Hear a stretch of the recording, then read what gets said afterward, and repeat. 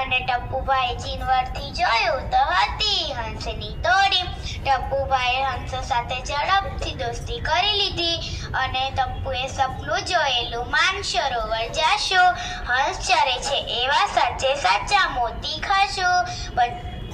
તેમણે હંસોએ કહ્યું, મારે પણ માનસરોવર જવું છે અને તમારી જેમ સાચે સાચા મોતી ખાવા છે.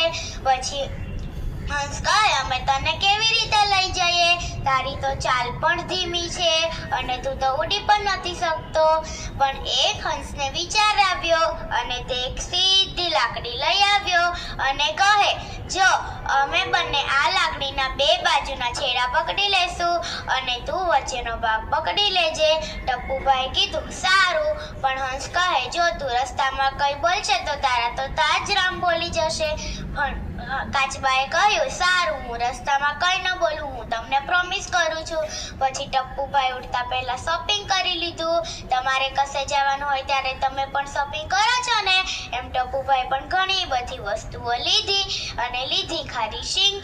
અને એક દિવસ ઉડવાની વારી આવી અને ટપ્પુભાઈ બે લાકડીના છેડા પકડી લીધા અને ટપ્પુએ વચ્ચેનો ભાગ પકડી લીધો અને પછી હંસો ઉડવા લાગ્યા. ટપ્પુભાઈને તો ખૂબ જ મજા આવતી હતી કેમ કે તે તો પહેલી વાર આકાશમાં ઉડી રહ્યા હતા.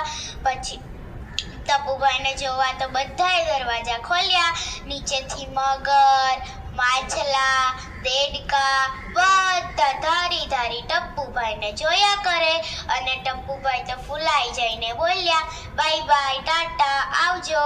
પછી ટપ્પુભાઈના મોંમાંથી લાકડી છૂટી ગઈ અને ટપ્પુભાઈ તો ઊંધા માથે.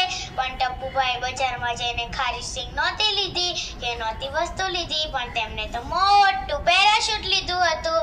તેમને સ્વિચ દબાવી એટલે ત્યાં મોટું પેરાશૂટ બહાર નીકળ્યું અને તે પીછાની જેમ નીચે ઉતરી ગંગાજીમાં નાહ્યા. ખાધું પીધું મોજ કરીને મીઠા ગીતો ગાયા. આ વાર્તા પરથી આપણને એ બોધ મળે છે કે આપણે વગર કામનું બોલવું જોઈએ નહીં. આપણે શાંત રહેવું જોઈએ અને આપણે કાચબાની સાથે અપડેટ થતું રહેવું જોઈએ. અસ્તુ.